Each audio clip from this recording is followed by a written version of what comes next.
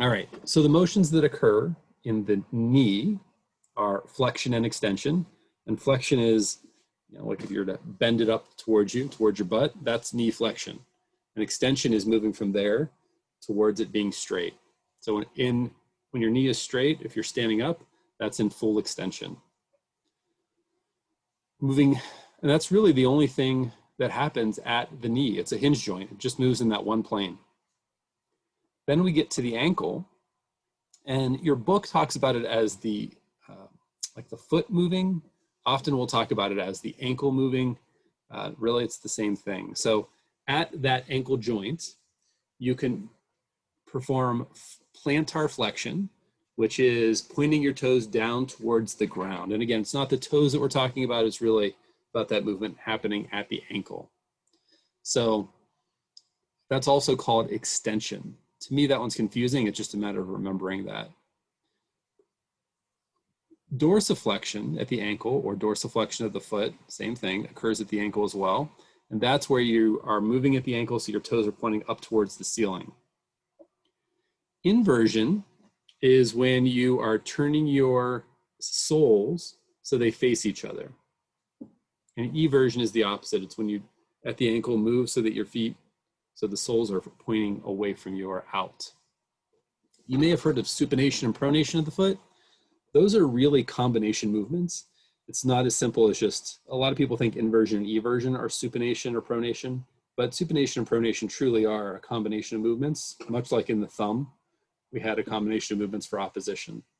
So sometimes you'll see supination and inversion used interchangeably, but really, truly, if you talk to someone that's a specialist in gait or PT, it is more complex than that.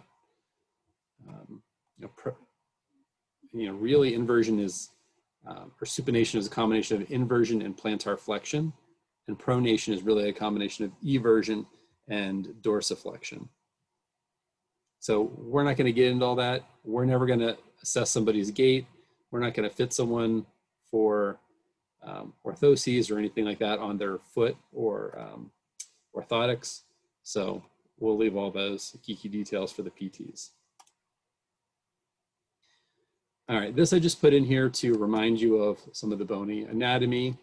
Remember the ASIS here in the front, your ilium, your iliac crest, the acetabulum. So these are just in here as a reminder of some of the attachment points. So one of the muscles that we need to talk about is the sartorius. And we could have covered this in the last section, but I didn't because this is more acting at the knee and I was trying to kind of separate it out.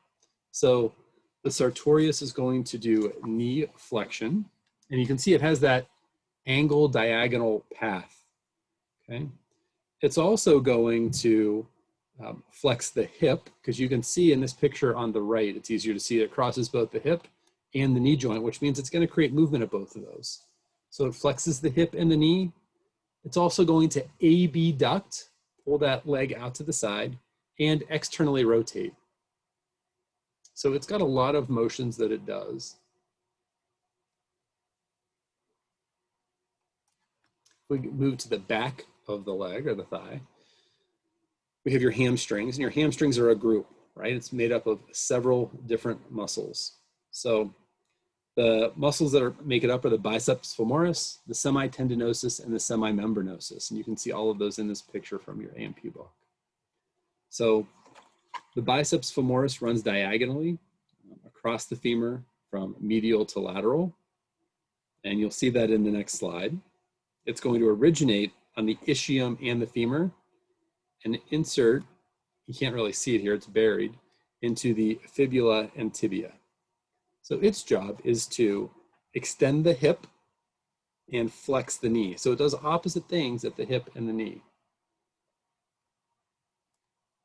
So if we jump ahead to the next slide, this is that muscle we were just talking about. Now, back here, it's on the left. It's a little confusing. This is actually on the right side. So this is a right leg. You can tell that this is a posterior picture because if you look at the back of the knee, right, you see here the back of those condyles. And that's just kind of, it's usually a dead giveaway that you're looking at the back of the knee. The semitendinosus here, okay, and here is going to be responsible for extending the hip and flexing the knee. So again, all the hamstrings are going to do the same thing. It starts on the ischium, and it's going to insert onto the tibia down here. And then we have semimembranosus. Okay, again, it's going to start on the ischium and insert into the tibia. Again, so it will extend the hip and flex the knee. Then we move on to knee extension. So those are your quads, your quadricep group. It's on the front of your thigh. So the four muscles where quad comes from are rectus femoris, vastus lateralis, vastus medialis, and vastus intermedius. Okay. So we talked about rectus femoris last time in the last group of muscles, but it also plays a role here. So it's going to start on your ilium and insert into the tibia through the patellar tendon. So the next slide shows you, I think your book talks about this inserting into the patella, but that doesn't really make any sense. Nothing would happen if it was just the patella by itself. You have tendon that runs all the way from the patella down here to the tibia. So that's the true insertion functionally, is that rectus is going to come all the way down, pull on this tibia to extend the knee. Okay. Now, because this crosses the hip, it's also going to create movement there. So remember, rectus will flex the hip, extend the knee. So opposite motions. The vastus lateralis, the vastus intermedius, and the vastus medialis are here. So they all start on the femur, and they're all going to insert into the tibia through the patellar tendon as well. They do the same thing as the other quad, the rectus. So they're going to, well, not exactly. They're going to extend the knee, but since they don't cross that hip joint, they don't have anything to do with hip flexion. So they do work different from the rectus in that way. All right. This is just as a reminder about the foot. So we're not going to go over it, but just kind of remind you, or if you need to kind of refer back, what some of those bones are. So plantar flexion, that's what you can see happening in this far right picture, right? The ankle moves so that the foot and the toes are hanging down towards the floor. So there are several muscles that do this, your soleus and your gastroc, your Peroneus longus, and your Peroneus brevis. So these pictures are a little crowded, but we'll kind of go through them. Your soleus, you can see a little bit on the right picture here, very deep, kind of the same way brachialis was on the forearm, not on the forearm, on the upper arm, but up here. In this picture, you can see a little bit of it here under the gastroc, and you can see a little of it peeking out here as well from behind the leg. So that soleus is a deeper muscle. Okay, it's going to start on the tibia and on the fibula, and it's going to come down and then through this calcaneal tendon, okay, through this, through the Achilles tendon onto the calcaneus here. So remember, your calcaneus is your heel bone. So it's following this path right here to insert right here. So its job is plantar flexion. On top of that is the muscle you've probably heard of before, your gastrocnemius or your gastroc. And that's this smaller calf muscle here, smaller in terms of length.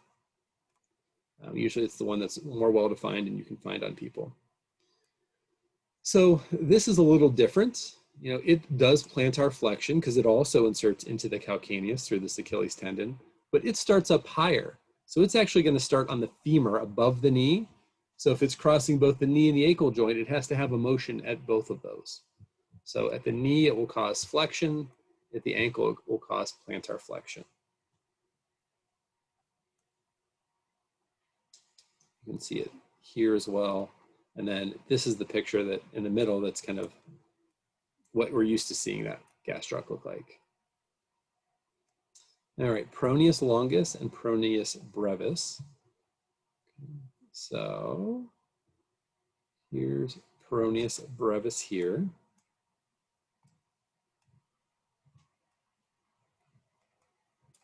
So the Peroneus brevis is going to start on the fibula and insert into the 5th metatarsal. So its function is dorsiflexion and eversion. So I put these out from your Kines book as well as just from the internet to try to help make these make more sense. So here we go. Peroneus brevis is here, right?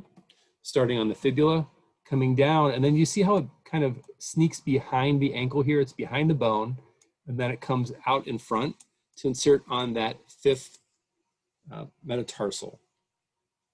So that's because it's on that outside of your foot or outside of your leg and your foot. That's why it helps evert it. Right? It's not centered here or on the inside. Being on the outside helps to evert it, but it also helps to plantar flex. And then Peroneus longus, if we go back here, is a much longer version of that. It's going to start on your fibula and tibia, and it comes down and it has a really weird course. So do you see how it goes behind the ankle, but then it goes underneath the whole foot. It goes underneath the arch, and it's going to come across and insert onto the first cuneiform, the first tarsal bone.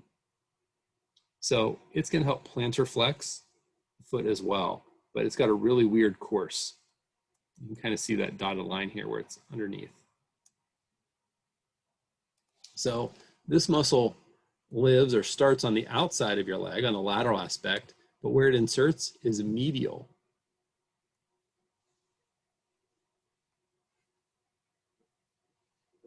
All right, where are we time-wise? Good.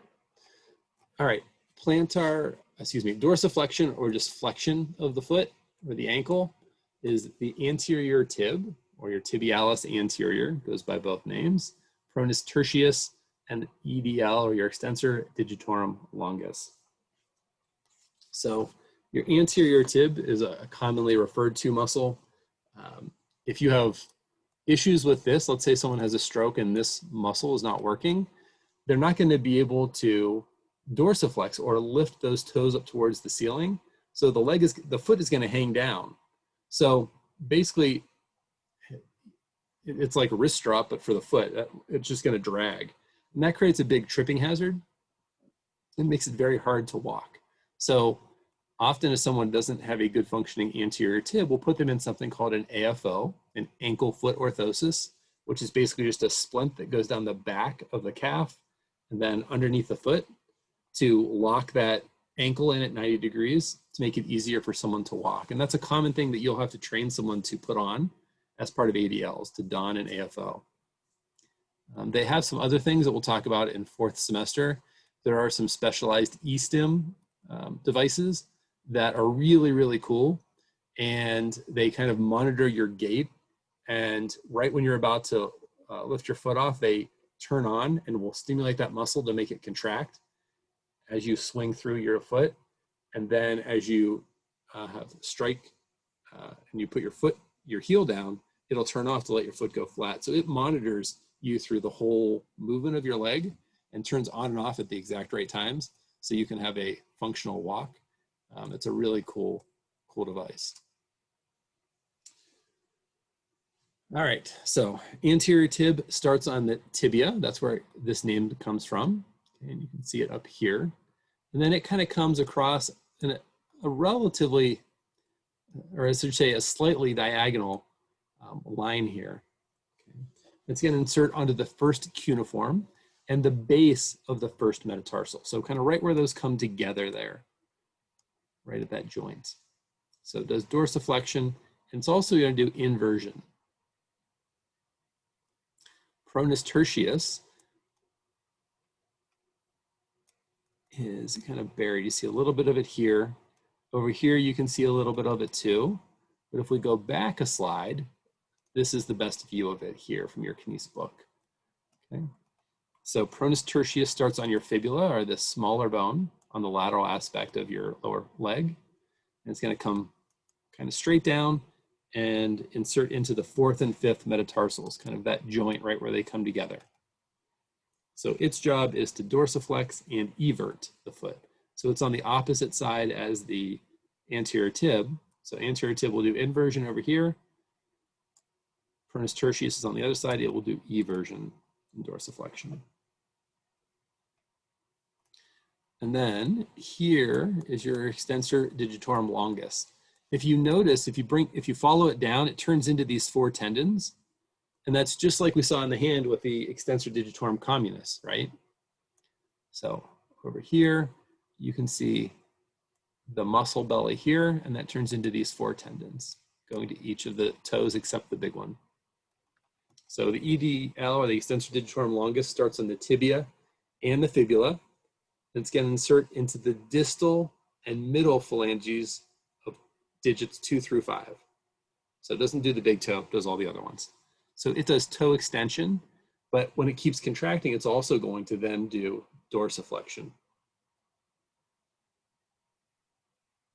So this picture comes out of your kines book, but you can see, this is what I was talking about earlier. These muscles are so important for you to walk, and you can see where they are. If either of these aren't working well, you're going to have that kind of dragging foot, and it's going to be really hard to walk. We're going to have to compensate for it somehow. All right. Questions before I go into the foot?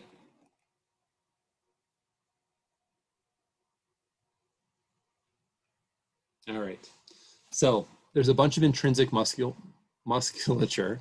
So, and a lot of them are similar in the name and the way they work as in the hand. Okay. So we have the lumbricals. So you can see them here, here, here, and here. So remember, like there were 4 in the hand, there's 4 in the foot, and they go to digits 2 through 5. Okay. So where did the lumbricals start in the hand? What was their origination?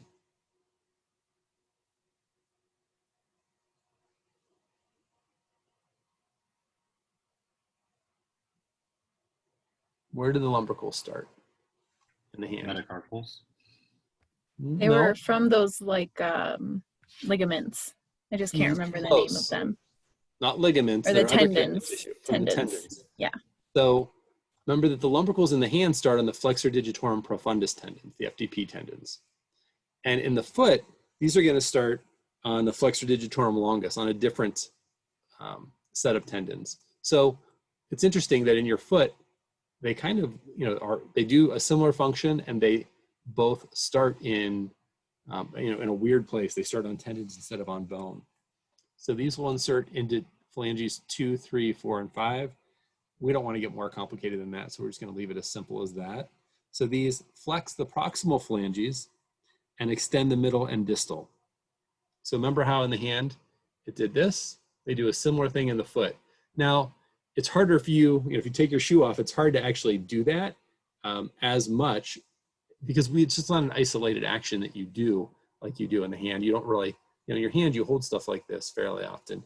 You're not doing that in the foot, so sometimes it's hard to mimic that for some people.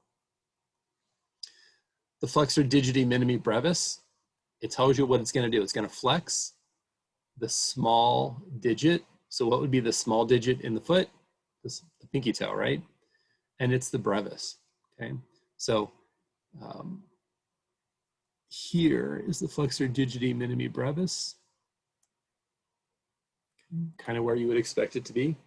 In the hand, remember that would have been over in the hypothenar eminence. So flexor digiti minimi brevis starts on your 5th metatarsal, and it's going to insert into the proximal phalanx of your 5th toe, or your 5th digit. So it's just going to flex that small toe. There was a term for the thumb in the hand. Do you remember what it was? I said, whenever you hear that, you should think thumb.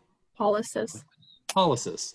In the foot, when you hear or see hallucis, we're always talking about the big toe. So the flexor hallucis brevis is this muscle over here. You can see it's what we call bipennate muscle. It's got 2 different heads. Okay.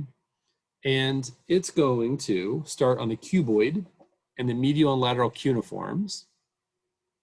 It's going to come up and insert into the proximal phalanx of your hallux, or your first toe, and it's going to flex that first toe. again, the name tells you what it does. It flexes the big toe. It's a small muscle.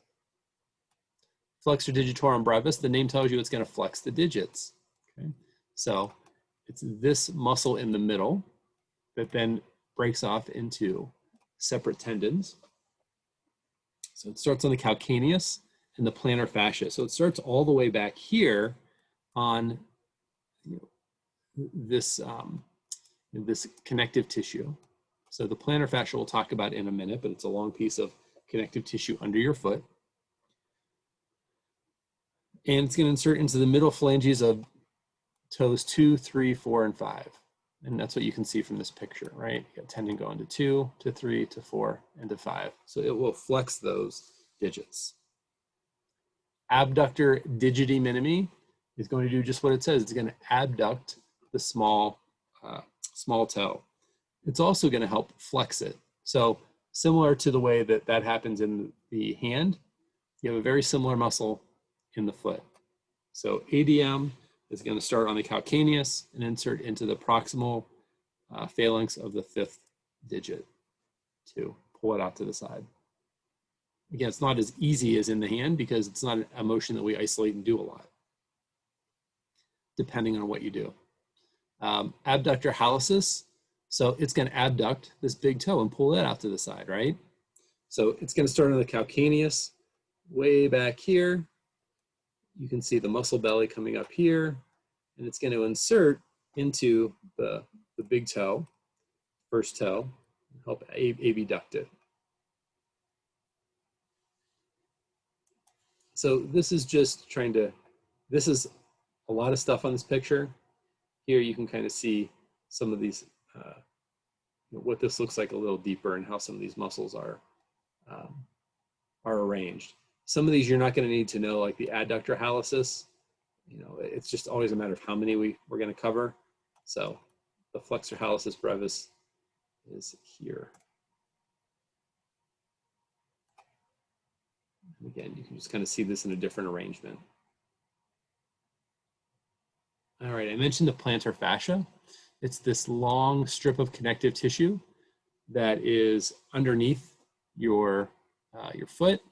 And most people are familiar with it because of the disorder of it, plantar fasciitis, or an inflammation of that. So that can get inflamed. People that stand a lot, people that have flat foot are more prone to it. Jobs or activities where you're up on your toes, running, things like that can all irritate it. All right, that is it.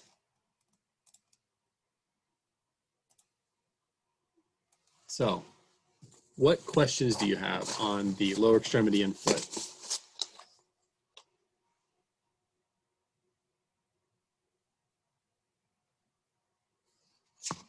All right, so we do have, obviously more classes on it, so we'll still do some more activities on that. But you can start studying that. As my email said, things are going to start getting busy this last couple weeks. What I've been working on all day are your calendars. So by the end of this week, you'll have your calendars for next semester. You won't have the individual course calendars yet, but at least you'll know what classes you have, what days and what times. But I would start, trying to wrap up some stuff this semester, try to get a head start on your final projects, because the last week is usually pretty stressful with finals and projects and papers and things like that too. And the more you can get done now, it'll make your life much better that last week, week and a half. All right. If you need anything, I'll hang out for a couple minutes.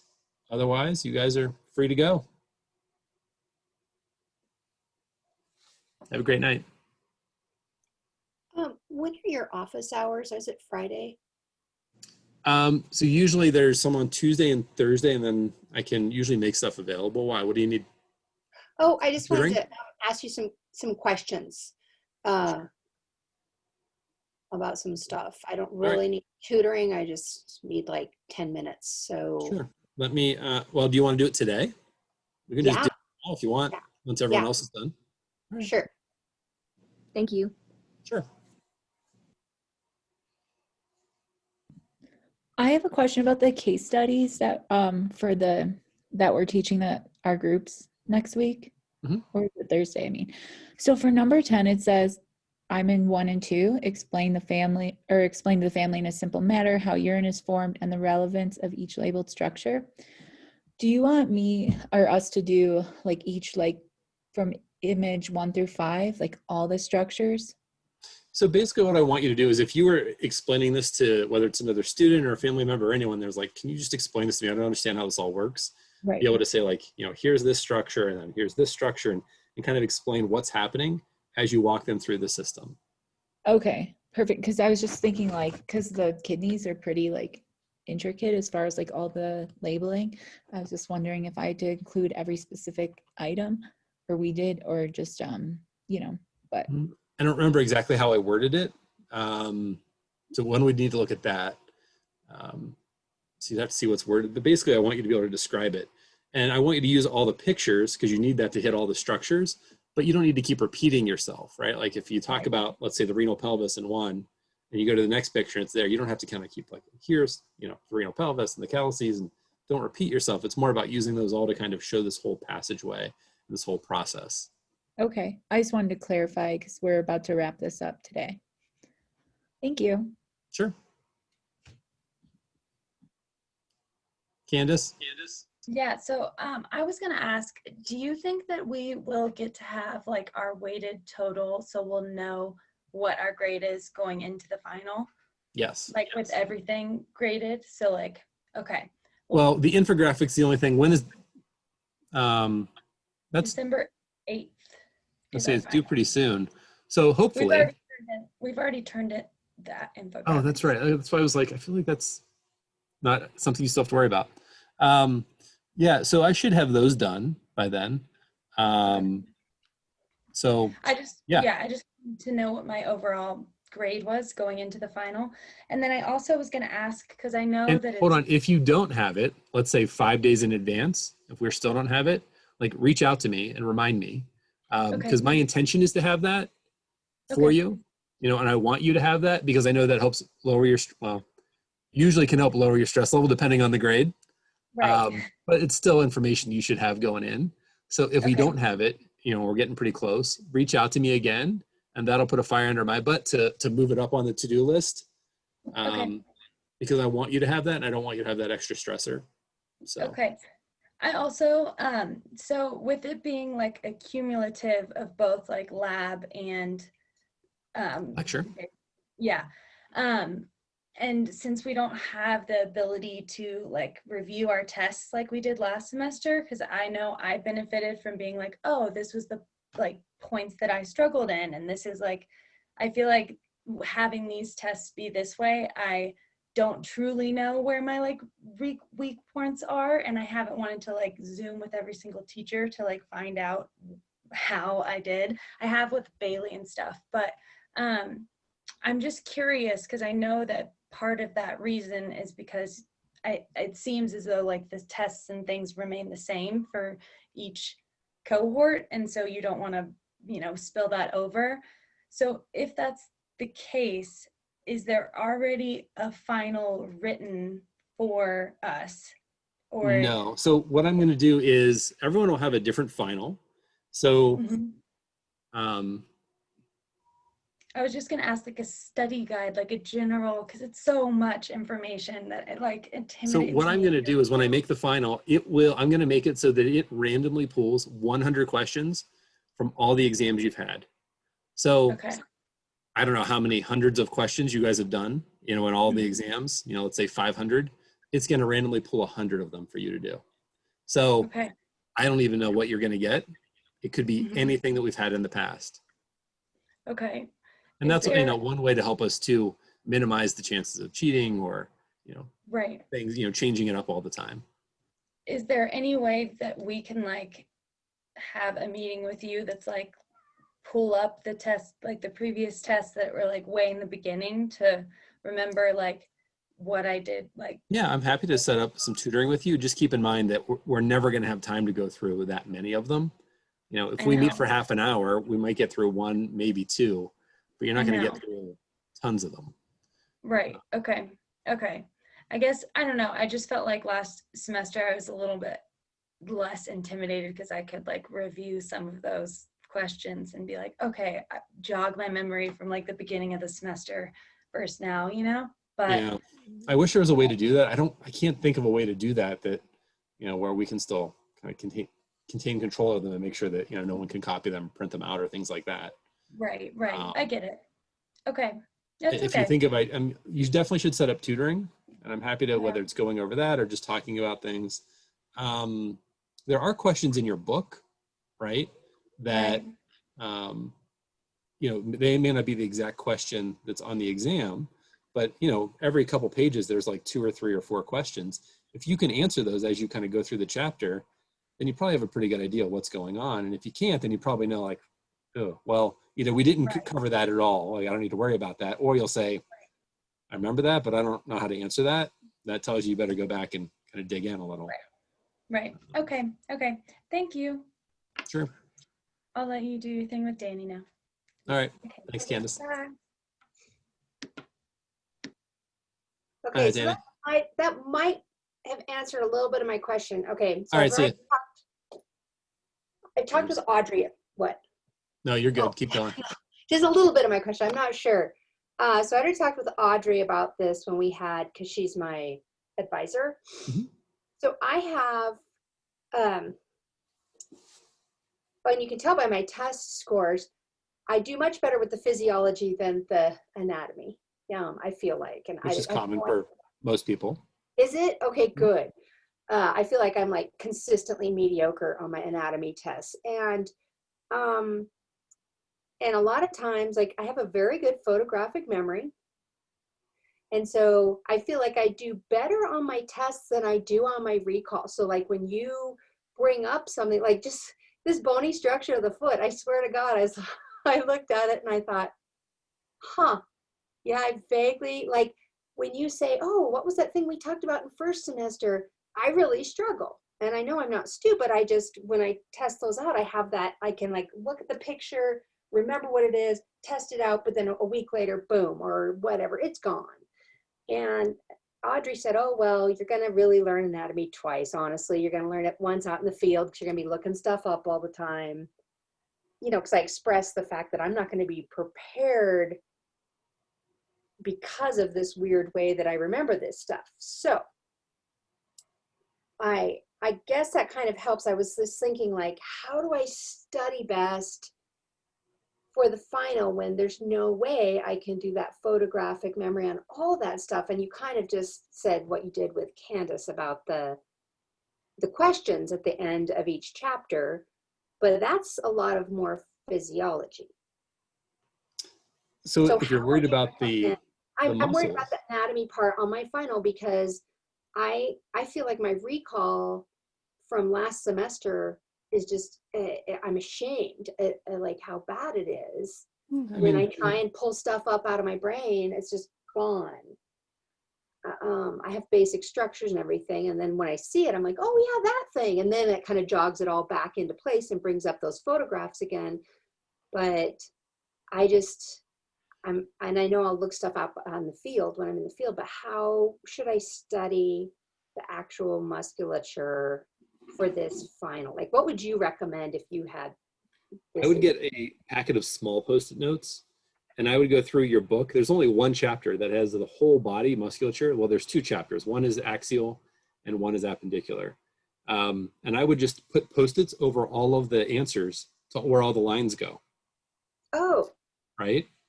And then go through and you have to compartmentalize. It's like you can't do the whole body on one day, like on a Saturday, and think you're going to excel. No, of course not.